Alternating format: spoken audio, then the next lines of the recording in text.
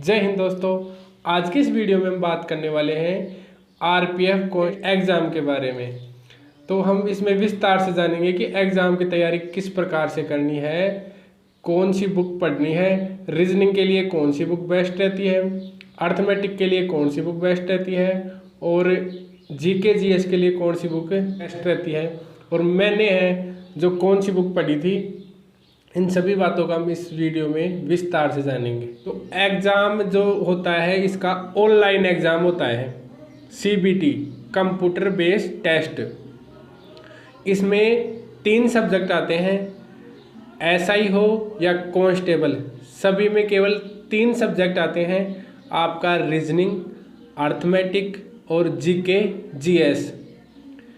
इसमें रीजनिंग होता है 35 नंबर का, 35 नंबर का आपका अर्थमेटिक होता है और 50 नंबर का होता है इसमें जीके जीएस, करंट अफेयर और थोड़े बहुत साइंस के क्वेश्चन भी इसमें आते हैं।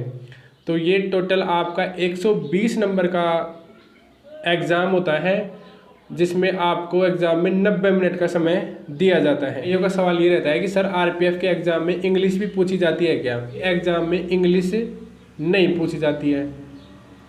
तो आपको केवल इसके एग्ज़ाम की तैयारी के लिए, चाहे आप आरपीएफ एसआई की तैयारी कर रहे हो, चाहे आरपीएफ कांस्टेबल की तैयारी कर रहे हो, आपको केवल 3 सब्जेक्ट पढ़ने हैं, रीजनिंग, मैथ और जीके जीएस। रीजनिंग और मैथ अधिकतर स्टूडेंटों की अच्छी होती है और इसके अंदर सभी अच्छा स्कोर करते हैं, लेकिन जो सलेक्शन जो निर्भर करता है आपका जीके और जीएस के ऊपर निर्भर करता है।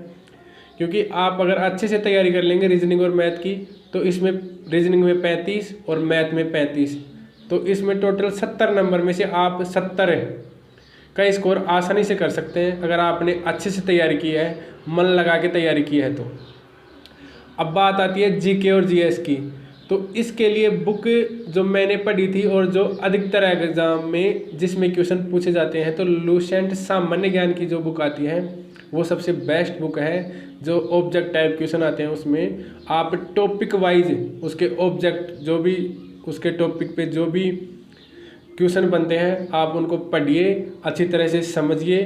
साइंस होती है, आप लूसेंट सामान्य ज्ञान में साइंस के क्वेश्चनों को जो भी टॉपिक है उन हर टॉपिक पे बनने वाले क्वेश्चनों को आप उसमें पढ़िए।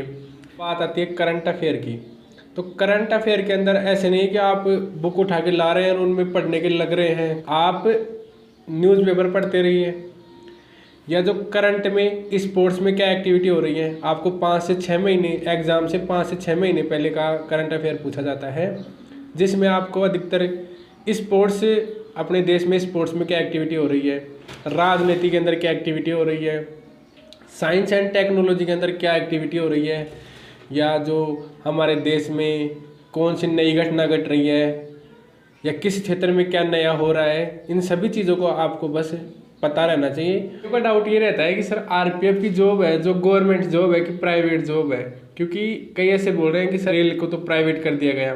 तो ऐसा कुछ भी नहीं है। आरपीएफ की जो जॉब है वो सेंट्रल गवर्नमेंट जॉब है, जिसमें आप रेल मंत्रालय के अधीन रेलवे के सिक्योरिटी डिपार्टमेंट में ड्यूटी करनी है। तो रेलवे आरपीएफ की जो जॉब है ये गवर्नमेंट जॉब है। तो आप बिल्कुल भी इसकी चिंता न करें कि ये प्राइवेट है कि सरकारी है। तो इसके एग्ज़ाम के लिए जो फॉर्म भरवाए जाते हैं वो 6 ग्रुप में फॉर्म भरवाए जाते हैं, जिसमें ए बी सी डी और ई, इन 5 ग्रुप में रेलवे के 16 जोनों के लिए फॉर्म अप्लाई होते हैं और एफ ग्रुप में आरपीएफ के लिए फॉर्म अप्लाई होता है। तो इन सभी ग्रुप की अलग अलग कट ऑफ जाती है और हर ग्रुप में भी फीमेल की अलग कट ऑफ जाएगी, मेल कैंडिडेट की अलग कट ऑफ जाएगी, और जिसमें एससी की अलग, एसटी की अलग, ओबीसी की अलग और जनरल की अलग कट ऑफ जाती है।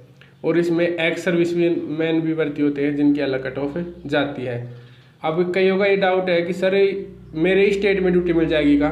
तो रेलवे के अंदर जोन के हिसाब से रेलवे में 16 जोन है, जिसमें 17 जोन आरपीएफ को बनाया गया है। तो 16 जोन में आप जिस भी ग्रुप में फॉर्म भरते हो, आप अपने जोन जिस ग्रुप में आपका जोन है उसमें फॉर्म भरिए।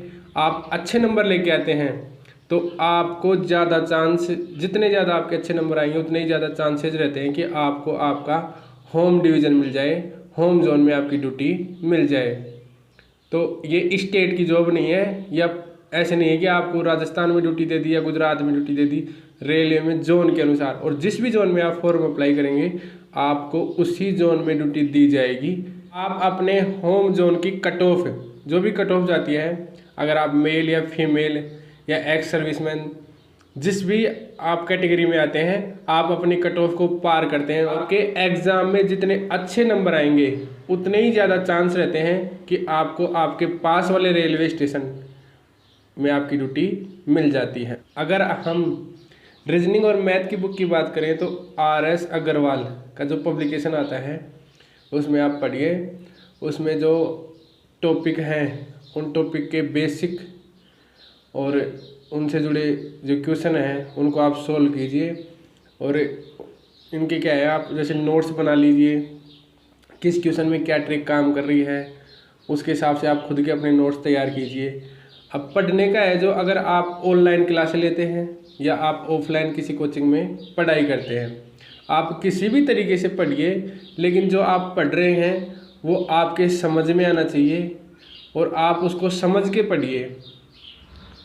और जो भी आपके डाउट हैं उन्हें आप अपना, जैसे पढ़ रहे हैं 4-5 का एक ग्रुप बना लिया तो ग्रुप में आपस में डिस्कशन कीजिए। तो ग्रुप में जो डिस्कशन होता है ना, उससे आपकी मेमोरी भी बढ़ती है और उससे आपके जो डाउट है वो भी दूर हो जाते हैं। जैसे एक क्वेश्चन है उसको आप अलग तरीके से सोल्व कर रहे हैं, उसमें आप 1 से 1.5 मिनट लगा रहे हैं, और आपके ग्रुप में ही कोई ऐसा है जो उस क्वेश्चन को आधे मिनट में सोल्व कर देता है, तो आप उससे वो ट्रिक सीख लीजिए। आपको कोई ट्रिक आती है तो वो उनको सिखा दीजिए, या जिस भी टीचर के पास आप पढ़ते हैं उनसे डिस्कस करते रहिए। जो भी सवाल आप नहीं आता वो पूछते रहिए। सबसे पहले तो आप तैयारी कीजिए, एक बार सिलेबस की तैयारी कीजिए, GK GS हो या मैथ रीजनिंग हो, एक बार आप सिलेबस पूरे की तैयारी कीजिए, उसके बाद आप रिवीजन कीजिए। कम से कम भी आपको 10 से 20 बार रिवीजन करना होगा, तभी जाके आपका सिलेक्शन होगा। रिवीजन करने का क्या तरीका है, आपने जैसे रीजनिंग का एक टॉपिक पढ़ लिया, उसके सवाल निकाल लिए, ठीक है, अब आप अगला टॉपिक पढ़िए। अगला टॉपिक पढ़ने के बाद आप सबसे पहले टॉपिक का रिवीजन कीजिए और दूसरे का भी रिवीजन कीजिए, फिर तीसरा टॉपिक पढ़िए। इसी प्रकार मैथ का आपने जैसे एक टॉपिक पढ़ लिया, जैसे परसेंटेज है, परसेंटेज पढ़ लिया, फिर अगला टॉपिक पढ़िए। वो टॉपिक पढ़ने के बाद आप उसका तुरंत रिवीजन कीजिए। रिवीजन साथ साथ लेके चलना है आपको। इस प्रकार आप लगभग एग्ज़ाम तक आपको 20 से 25 बार अगर आपने पूरे सिलेबस का रिवीजन कर दिया तो आपका सिलेक्शन होने से कोई नहीं रोक सकता। अगर आपको कुछ भी नहीं आता और आप जानते भी नहीं है कि रीजनिंग क्या है, मैथ क्या है, GK क्या है, तो आप अच्छे टीचर के पास कोचिंग लीजिए। अगर आप ऑनलाइन पढ़ना चाहते हैं तो ऑनलाइन समझ में आता है तो ऑनलाइन पढ़िए, ऑफलाइन समझ में आता है तो ऑफलाइन पढ़िए। और आप ऐसे नहीं है कि किसी से कंपेयर मत कीजिए अपने आप को कि यार उसको तो पूरा सिलेबस आता है, क्योंकि जब भी आप कोचिंग करने जाएंगे तो आपको कई ऐसे मिलेंगे जो ऐसे बोलेंगे कि मेरे को ये सिलेबस इतनी बार निकाल दिया, मेरे को पूरी मैथ आती है, मेरे को पूरी रीजनिंग आती है, मेरे को भारत का पूरा GK आता है। तो इनकी चक्करों में आप बिल्कुल भी ना पड़ें। आप अपनी तैयारी करने जा रहे हैं तो सबसे पहले तो आपको अपने मन में ये विश्वास करना होगा कि मेरा सिलेक्शन हो सकता है या मैं इस काम को कर सकता हूँ और मुझे इस बार RPF की जॉब में लगना ही है। सबसे पहले तो आपको ये संकल्प लेके आप तैयारी करने जाइए, फिर आप अच्छे गाइडेंस के अंदर पढ़िए। धीरे धीरे आप तैयारी करना शुरू कीजिए, बेसिक से पढ़िए। कोई चीज़ समझ में नहीं आ रही तो उसका बार बार रिवीजन कीजिए, बार बार टीचर से पूछिए। और जो पढ़ने का तरीका है, जैसे आपको कोई हार्ड सब्जेक्ट लगता है, किसी को अगर मैथ हार्ड लगती है तो आप उसको सुबह में पढ़िए, फिर GK पढ़िए और फिर रीजनिंग पढ़िए। आप पढ़ रहे हैं तो लगातार 1 घंटे से ज़्यादा पढ़ने मत बैठिए। 1 घंटा पढ़ लिया, फिर थोड़ा इधर उधर घूम लिया, पानी वानी पी लिया, फिर 1 घंटा पढ़िए। हर घंटे के अंदर बीच में आप गैप लीजिए 2 मिनट का, 2 मिनट से 3 मिनट का, और उसमें आप घूम फिर लीजिए, पानी वानी पी लीजिए, थोड़ा मनोरंजन कर लीजिए, हंस खेल लीजिए। ऐसे नहीं है कि पढ़ने बैठ गए तो पढ़ रहे हैं, रट्टू तोते की तरह भी नहीं लगना है। आपको पढ़ना है और एकाग्रचित होकर पढ़ना है। ऐसे नहीं पढ़ना कि मुझे जॉब लगना है इसलिए पढ़ना है, जॉब लगना है। आप सीखने की कोशिश कीजिए। जब आप सीखने की कोशिश करेंगे, जब आप उसमें अपने मन से पढ़ने की कोशिश करेंगे ना, तो आपको धीरे धीरे हर टॉपिक समझ में आने लगेगा और आपका इंटरेस्ट भी उसके लिए बढ़ेगा। और पढ़ने के लिए आप रोज़ अपना टारगेट बनाइए और अपने टारगेट को पूरा कीजिए। जैसे आपने बना दिया कि मैथ के अंदर मुझे आज ये टॉपिक पढ़ना है, रीजनिंग में ये टॉपिक पढ़ना है और जीके में ये टॉपिक पढ़ना है। तो जब तक आपका टारगेट, एक दिन का टारगेट पूरा नहीं हो जाए, तब तक आपको पढ़ना है। उस टारगेट को पूरा करने के बाद ही आप आराम कीजिए। तो ऐसे अगर आप रोज़ टारगेट बना के चलेंगे, फिर एक महीने का टारगेट बनाएंगे कि मुझे रोज़ ऐसा इतना इतना पढ़ के और एक महीने के अंदर इस सिलेबस को इतना पढ़ना है, इतने का रिवीजन करना है। अगर आप इस प्रकार से तैयारी करते हैं तो आरपीएफ की वर्दी पहनने से आपको कोई नहीं रोक सकता। किसी भी प्रकार के मानसिक डिप्रेशन में रह के तैयारी नहीं करनी है। आप आराम से पढ़िए, थोड़ा थोड़ा फिजिकल भी करते रहिए, साथ साथ थोड़ी बहुत एक्सरसाइज करते रहिए, जिससे आपका शरीर मेडिकली और फिजिकली रूप से भी फिट रहेगा। और आप अपने जो गरीबी है उसको ध्यान में रख के पढ़ाई कीजिए। आप इतने पैसे तो है नहीं अपने पास, मैं एक गरीब फैमिली से बिलोंग करता हूँ, और इतने पैसे अपने पास नहीं होते कि अपन कोई बिजनेस कर लें या कोई और उद्योग खोल लें या कोई दुकान खोल लें। अपने पास अपनी गरीबी दूर करने का एकमात्र एक ही रास्ता है, वो है गवर्नमेंट जॉब। आप एक बार इसमें सिलेक्शन ले लीजिए। इसमें 8 घंटे की ड्यूटी होती है, उसके बाद आप फ्री होते हैं। आप अपने हाई लेवल की अगर तैयारी करना चाहते हैं या और ऊंची तैयारी करना चाहते हैं तो इसमें आपको खूब टाइम मिलता है आपको तैयारी करने का भी, और डिपार्टमेंट आपको सपोर्ट भी करता है। इसमें जो आपके फाइनेंशियल प्रॉब्लम होती है वो दूर हो जाती है। फिर आप बिना चिंता के आपका जो भी बड़ा लक्ष्य है उसकी तैयारी कर सकते हैं। तो धीरे धीरे अभी से पढ़ते रहिए। ऐसे मत इंतज़ार कीजिए कि वैकेंसी कब आएगी, वैकेंसी कब आएगी।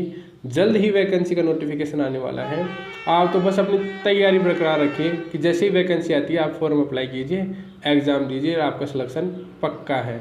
अगर आपको किसी भी प्रकार का कोई डाउट होता है तो उसके लिए आप डिस्क्रिप्शन में मेरा इंस्टाग्राम आईडी और टेलीग्राम ग्रुप का ज्वाइनिंग लिंक है, उसे आप ज्वाइन कीजिए, मुझे मैसेज कर लीजिए, या और किस टॉपिक पे और वीडियो बनानी है उसके बारे में आप मुझे बताइए। अगर वीडियो अच्छा लग रहा है तो इसे लाइक कीजिए। लाइक करने से क्या है यार, इस प्रकार का मोटिवेशन मिलता है कि मेरे द्वारा जो वीडियो बनाई गई इनको अच्छी लगी, जो भी जानकारी दी गई वो इनको अच्छी लगी। और ऐसे ही और वीडियो के लिए जुड़े रहिए हमारे साथ। जय हिंद दोस्तों।